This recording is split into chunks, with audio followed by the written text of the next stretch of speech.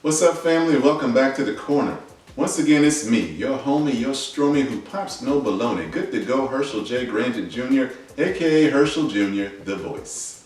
You know, I'm not a celebrity yet, but I've been on a couple TV shows, I've been in a couple movies. I'm realizing, though, it's been a little while since somebody hired me. That's the nature of things, though.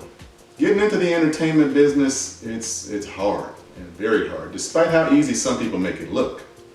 And the most unfair thing about it is that the most talented people don't always get to rise to the top.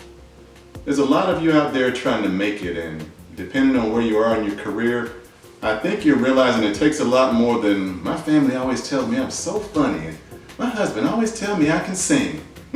It's about the right opportunity and being prepared when it comes along.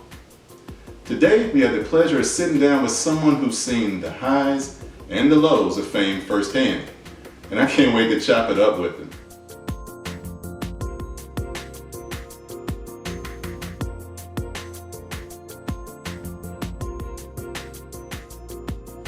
And we're back. My guest today is one half of the R&B duo Men at Large, Mr. Dave Tolliver. Yeah, man.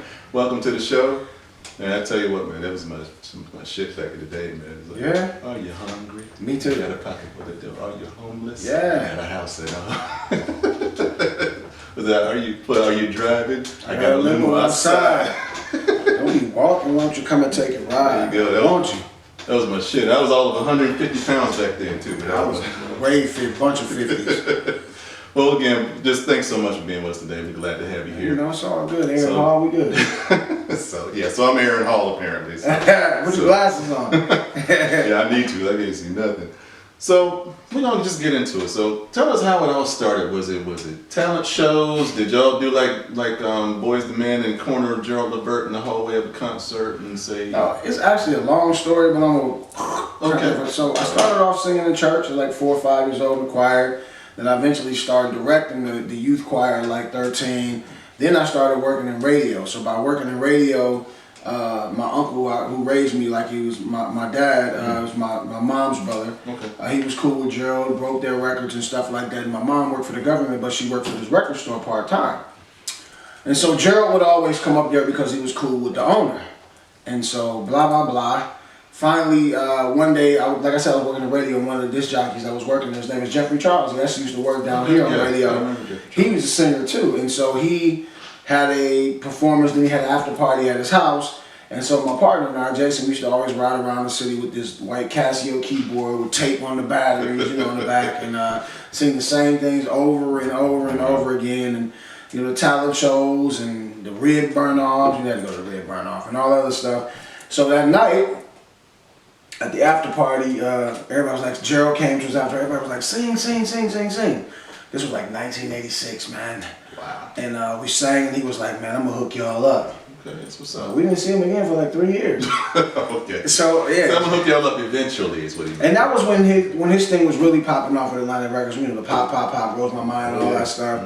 Then I think Casanova, and that was, you know, so they ran off that for a while. So then, like 89, believe it or not, one of my greatest friends, he just passed away last year. We used to dance for a group called Johnny on the Sorcerer Crew.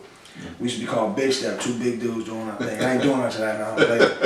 And Father Time is caught up to you. Man, Father asked and called up to me. We were at the studio where he does all his recording, and we were rehearsing, and he came out and said, yo, I got this idea for 3 big dudes that could dance, that could sing, and all that stuff. So long story short, I called up about 4 guys. We went to the studio 2 weeks later. You know, Gerald was there, his dad was there, Rude Boys were there, Steve from Troop was there. Wow. There was a bunch of people in the studio, and you know, we auditioned. It was 4, 2 couldn't make it, then we got a 3rd one. We used to be called BBT. Then the 3rd member didn't make it, and I heard something on an ABC song, and I was like, we need to be, it was something said something about Men at Large, and that went down to just me and my man Jason, and in May of '92. That's when the first joint came out, East West Atlantic Records. Wow, so BBT, what did that stand for? Big but talented, man. Yeah, that's what's up. Okay, so you know, it kind of sounds like it went relatively easily, but I mean, what was the biggest obstacle? I'm sure it wasn't, you know. The biggest obstacle was the weight and just the uncertainty of what was going to happen, when it was going to happen, how it was going to happen. I mean, I knew a little bit about the business, but my man didn't know anything about it. But it just was so exciting. It was just a wait. Every week we realized everything was just hurry up and wait, hurry up and wait, hurry up and wait. And if you late, you in trouble. But you know, if you early and they 2 hours, 3 hours, it's all right. Just don't worry about it. It's the business. I think that was probably the biggest problem, is not being in control of what we really want to do, because we have a voice. And you know, it just seems like during that time we were basically spoon-fed and everything. But I'm not complaining. I'm grateful, man. You know, I'm sure. I'm very grateful. Yeah. So what was the mindset that helped you get past, you know, all the waiting? You know, what got you through it? What helped you? The excitement, man. I mean, because we started going on the road with Joe before we were even basically out. We used to do I Thought It Was Me by BBD. That was the first record we performed, and we had a record called Salty Dog that we would perform all the time, and we would go out and do those. And I remember one of the first shows we did with Gerald was in Louisville at some new art center that they had built. And we used to do all these dance moves and stuff like that, really like. And I went to the front of the stage and fell into the lap of some people down there. Yeah, man, it was something crazy. And Big Joe, Gerald's security guard, he came and picked me up and just went right back to it. Hey, the show must go on, right? Yeah, it was crazy. I had a few falls the first time we were out, but yeah. Yeah, it happens. Yeah, it happens. Yeah. You just got to get back up. You know, it's funnier when somebody big does it. If somebody falls small, you okay? Somebody big do it. Ah, look at this big ass. Yeah, I ain't gonna front. That's true. It is. I was like, I'm saying, I break a chair or something, they laughing. I'm sorry. Somebody small, oh Lord Jesus, are you okay? Somebody big dude, your big ass that broke the chair. I'm just saying, that's just the way it goes. So, ridicule, discrimination. I'm sorry. Prejudice. We're gonna do a protest for you then. Right? All right. So success has its pitfalls, of course. Yeah. So tell us, what's been some of the biggest pitfalls of entertainment business for you? I know there's so many. I hear a lot of horror stories, but we didn't have horror stories until we got into the business, man. I mean, so many things, I know me personally, went wrong afterwards.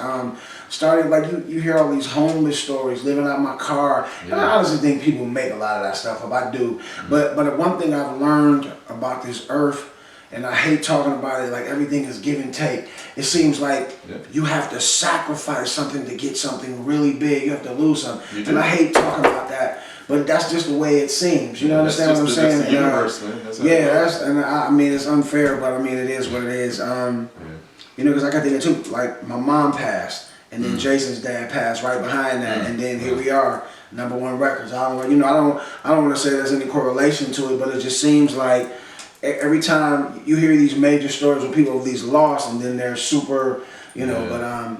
But some of the pitfalls for me were just, you know, not really. I mean, we had so much fun, man. The pitfalls. I think one of the biggest mistakes we ever did was getting out of our contract, because we had to do some things that just weren't really conducive to business. Okay. And I mean, and if I really wanted to go back and overturn it, like, I would probably have to overturn G's will and stuff like that. And I just don't want to be a pariah like that. Yeah, I understand. I mean, I'm not going to be in the streets anytime soon or anything like that. And I just think it's all going to come back, especially with this new single. But, you know. Yeah, we're going to get to that. Pitfalls. I just, I don't know. I think in the beginning, the record company didn't think. This is one of the things that I think back now, I just think that was just really kind of messed up. They could have took advantage of. Is I think that the record company really was just doing Gerald a favor and my uncle, because at the time my uncle was like one of the top programmers in the nation. You know how Greg Street is now? Right. Whatever Greg Street plays, everybody else in the country. And that's how he was in the middle 80s to like the late 90s almost. And whatever he played, I mean, he had these one-on-one conversations with Tommy Mottola and the guy, what's his name from Arista? You know, Clive Davis. Sylvia Rowan. He had these one-on-one personal relationships with these guys. And my looking back, I don't think that they really thought that these two fat dudes were going to make a mark that they did. They didn't believe that women were going to go crazy over these rotund dudes. Man, I feel like we opened the door, man. For a long time, it was just something you were an outcast if you were big, but we came in confident, we looked good, we smelled good, and two dudes that sang like that. Right. I mean, like Rick Ross owed me a check. I mean, Ruben Studdard owed me a check. You know what I'm saying? But we did it. And they thought they didn't know that it was gonna take it, because in the beginning they wanted us to dress all funny and wear these funny clothes. They had me wear something like utility belt. Man, we had me overall on a utility belt. I'm like, dude, but we just did it because they said do what we were excited to do. And then after they saw how the women took on to us, they immediately made us change to different clothes. Right. The second album, it was more sexy. Right, exactly. Yeah, man. Okay, so talk about some of the fun you had. Oh gosh. So I really want to hear that. So Soulja Boy calls them road treats.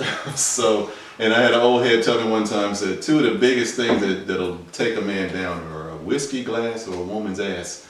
So my Lord. And I know that you're a married man. I mean, so I know that there's some challenges with that. And keep having your wife in the right mentality. I'm trying to fix it up because my wife is sitting here. Let me just tell you, before I got married, I was like, you have to marry somebody's family. Like I married her son, her mother-in-law, everybody.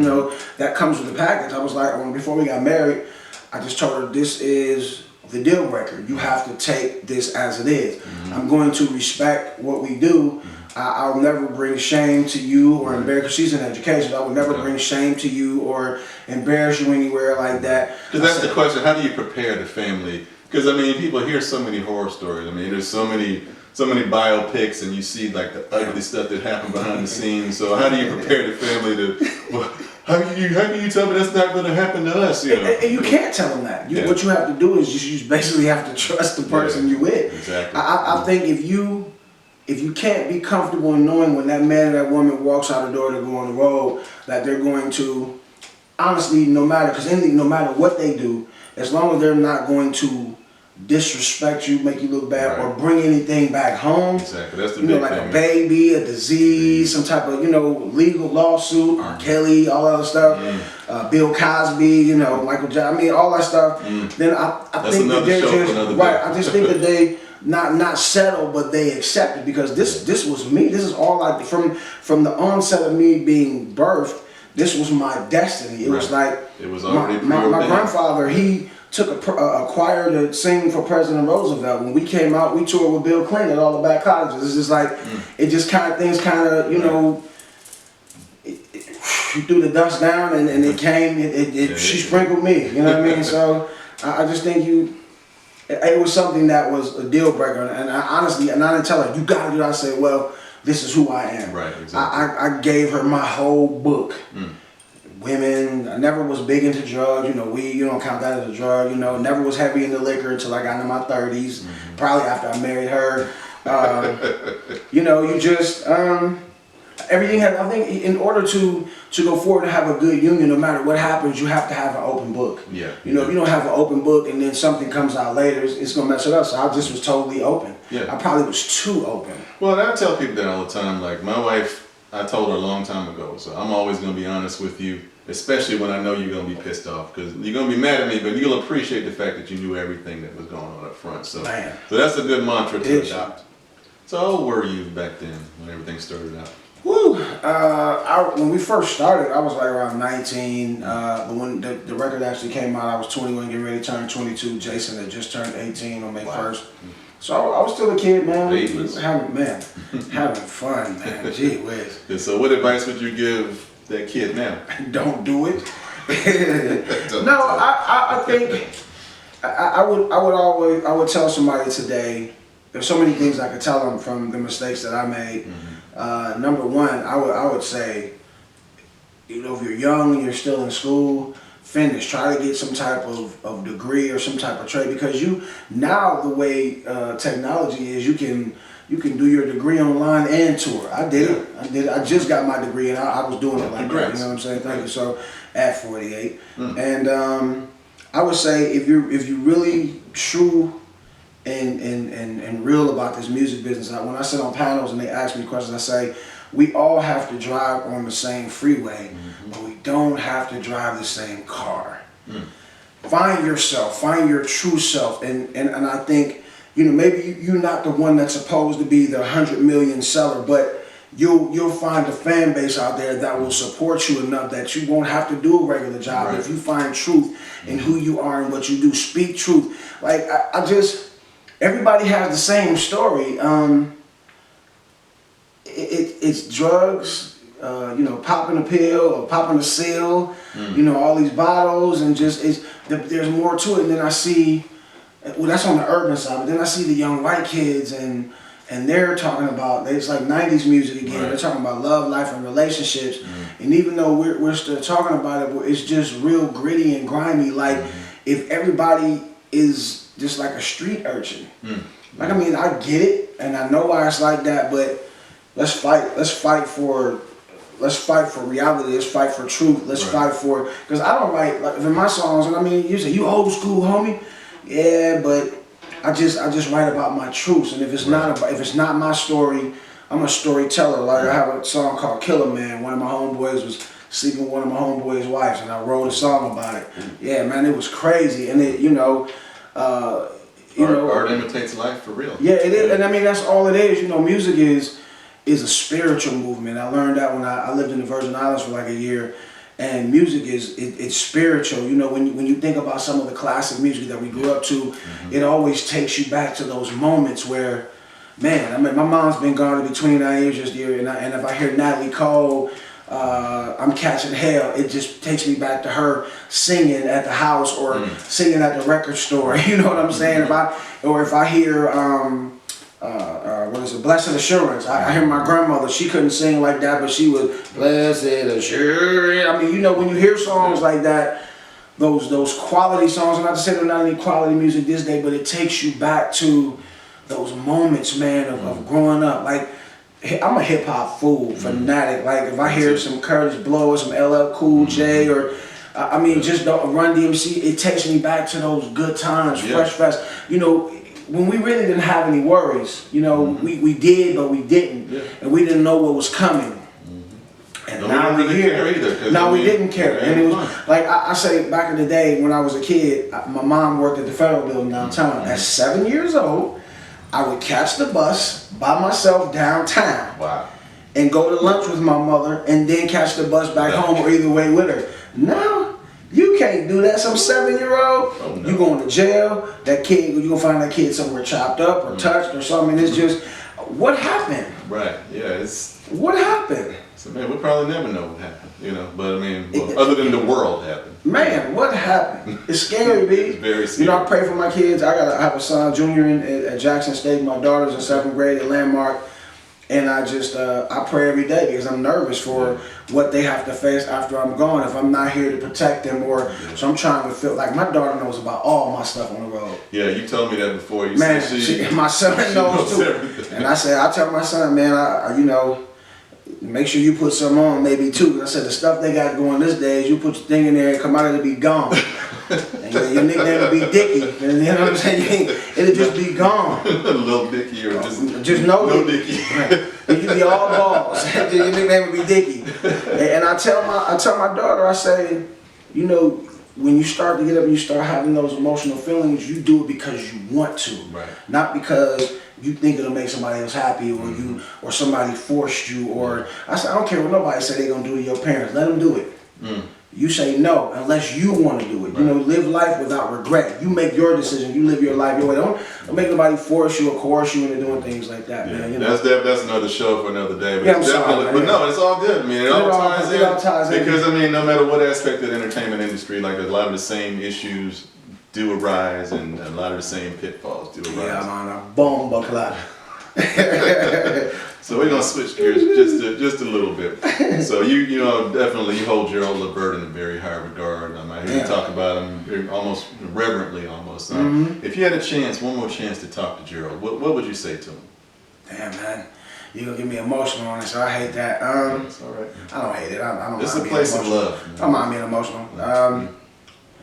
I actually asked him what he thinks about the remake I did. I actually, crazy stories, I had a chance to perform with him 2 weeks before he died. Wow. We kind of had a decent separation, but then it kind of got ugly because I did some things I shouldn't have did. But I apologized for it. We passed it back and we were back cool. But it was never the same again. And you know, I got a chance to talk to him. It was 2 weeks exactly before he passed away. We were at a show in Birmingham.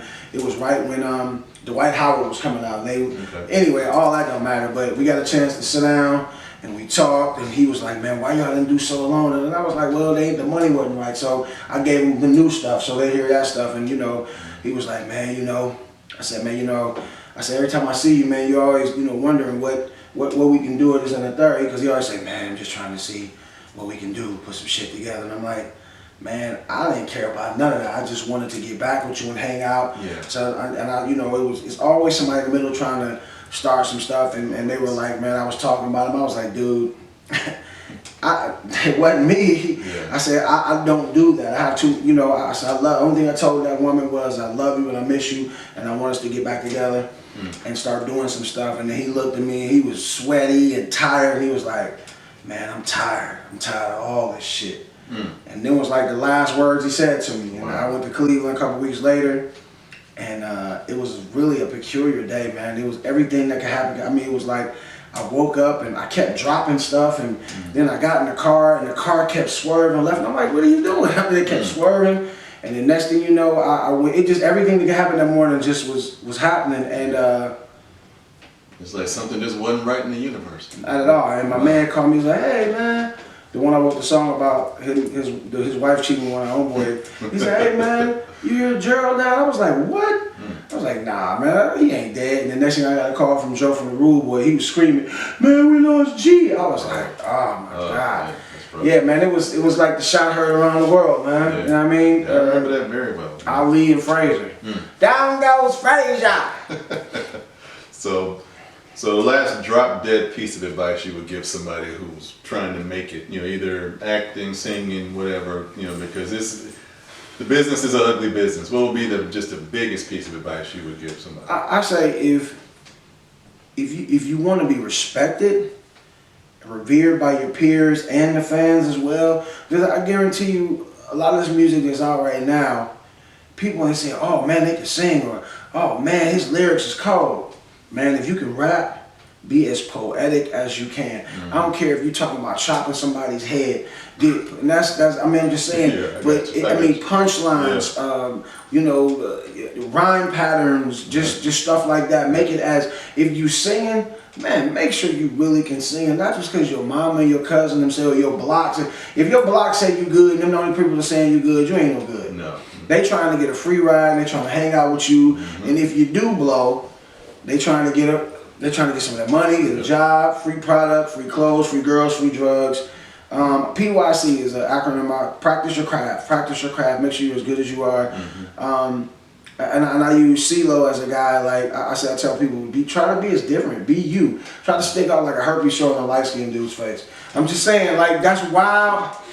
That's wild. But I'm saying, if I was to walk into a room right now with no mustache and this nasty bump on my face, if it was 100 people in here, 40, 50 of them are going to be talking about, "Man, you see dude with that big nasty bump on his face?" And that's how you want people to talk about you. Not in a bad way, but you want them to notice you. Look at CeeLo. Every time he does something, he sticks out like a herpes show on a light skin or a white dude's face, either one. Seriously, I mean, white, light, it's all the same thing, you know. Man, just go hard or go home, man. You know, visuals, man. I tell my son he likes to rap, and my daughter wants to sing, and I said, you know, today's day is different. It's like you're not just going to get discovered because you have talent. It's about numbers and your content. And I say, do anything that you can. Still talking, I'm just dying over here. Yeah, I mean, the show must go on. You know, keep going and have content and as much interesting things on your thing, on your sites. You know, content. You know that doesn't compromise your integrity. You know, but I mean, if you want to take your clothes off and clap for, you know, Instagram and Cash Money, Cash App. You know, dollars, and do what you do. If that works for you, works for you. But I mean, if you really want to be a true, pure artist where people respect you peer-wise, and also then, you know, take your time with it and do the right thing, man. Okay. Tell us about your new project. Boom, boom, boom, boom. I have a new single out right now. Yes. It's a tribute to my brother, the late great Gerald Levert. It's called Baby I'm Ready. And y'all know that song, 91 #1 record with the group Levert, but that was like his exit to go into his solo stuff. It's available on all platforms for download. Like I tell people, if you don't want to purchase, then I'd appreciate it if you stream it 100 times a week at least. Just let it play, man. Some good music out there by Dave Tolliver that the masses haven't heard. They ran across it or whatever, but there's some dope stuff out there. And I can't stop, man. Cause I mean, look, I just got my degree at 48, and I'm like, I'm 48 years old, man. Who gonna hire me to do anything? I've been my own boss for 30 years. We can't hire him in here. He's gonna break chairs and not listen. Stop. Hey, me and my wife are on the album cover, so yes. That's right. So I appreciate that. So the concept was, Baby I'm Ready, meaning you ready to cash in your player app. And what I wanted to do was, I was hoping that the people that were on the cover with, everybody that's on there didn't push it up. I ain't saying y'all, not y'all did. I'm saying there's about 30 people on there and 30 couples, and Chubb Rock and his wife were on there. My other partner and his wife were on there. I know they didn't, and neither did Chubb, they didn't do it, but I'm just saying, I was in hopes of like, man, I'm on such and such. You remember the group Men at Large? I'm so, yeah, man, yeah, I'm on the dude new single cover. I figured it worked a little bit, but every time I share it, I get some shares and stuff like that. So social media handles. Somebody wants to follow you, because they will not regret it. Trust me, you will not. No, make sure you follow your boy Dave Tolliver. Twitter and Instagram is @DaveMenAtLarge, @DaveMenAtLarge. And everything else is just Dave Tolliver. Dave Tolliver or @DaveMenAtLarge. And for booking, it's themenatlarge@gmail.com. themenatlarge@gmail.com. Or just inbox me. I'm knocking it down. You got to check. I'm on deck. Yeah, he is accessible. Very accessible. Too accessible. And I heard he's not very good at words with friends, but we'll talk about that too the other day. Oh, no. Yeah, whatever. I figured out her scheme. It's a little cheating thing she do. This little baiting thing. Yeah, whatever. I got it. Yeah, brother, I appreciate you. Thank you for having me, man. And this has been, we want to have you back, definitely. Let's get back. Definitely. So we're going to do that very soon. Let's do it. All right, so The Corner, I'm Herschel Jr., the voice. This has been Dave Tolliver from Men at Large. Thank you all so much. On the Corner.